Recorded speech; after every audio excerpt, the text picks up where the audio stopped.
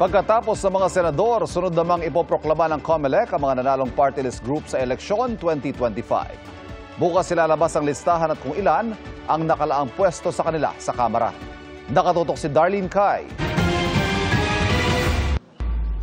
Nagsimula na ang COMELEC na padalhan ng imbitasyon ang mga ipoproklamang party list group na nagwagi sa eleksyon 2025. 63 party list representatives ang poproklama alas 3 ng hapon bukas. Pero bukas pa ilalabas ng COMELEC ang listahan ng party list groups at kung ilan ang nakalaang pwesto para sa kanila sa Kamara. Sa ilalim ng Party List System Act, dapat 20% ng kabuang bilang ng miyembro ng Kamara ay mga kinatawan ng party list groups. Ang mga party list na makakakuha ng 2% ng kabuang bilang ng mga boto ay bibigyan ng isang pwesto sa Kamara.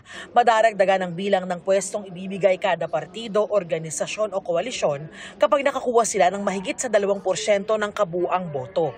Layo ng party list system na bigyan ng pagkakataon ng mga Pilipino mula sa marginalized at underrepresented sectors, organizations at parties na tumulong sa pagbuo at pagpapasa ng mga batas. Kaya sa susunod na eleksyon, hindi natatanggapin ng COMELEC ang party list groups na ipinangalan sa TV show o ayuda ng gobyerno.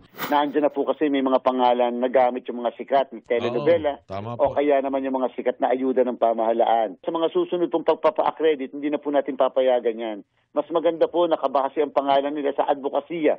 Samantala, naniniwala ang COMELEC na sapat na ang random manual audit para i-check kung tugma ang bilang ng mga boto sa kada balota at sa transmit na election returns. Ang random manual audit ay ang random na pagpili ng ilang presinto para mano-manong bilangin ng mga boto kada balota at ibangga ito sa election returns ng automated counting machine.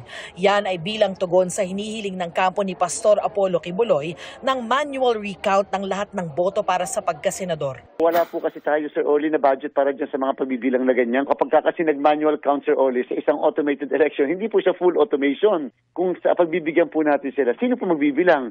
Saan bibilangin? Magkano ang budget? Saan kukuhanin ang budget? Anong proseso? Anong procedure ng pagbilang? Gate ng COMELEC, ipinapatupad lang nilang nakasaad sa batas at kung sakaling kailangan ng manual recount, dapat ay repasuhin ng Election Automation Law. Para sa GMA Integrated News, Darlene Cai, nakatutok 24 oras.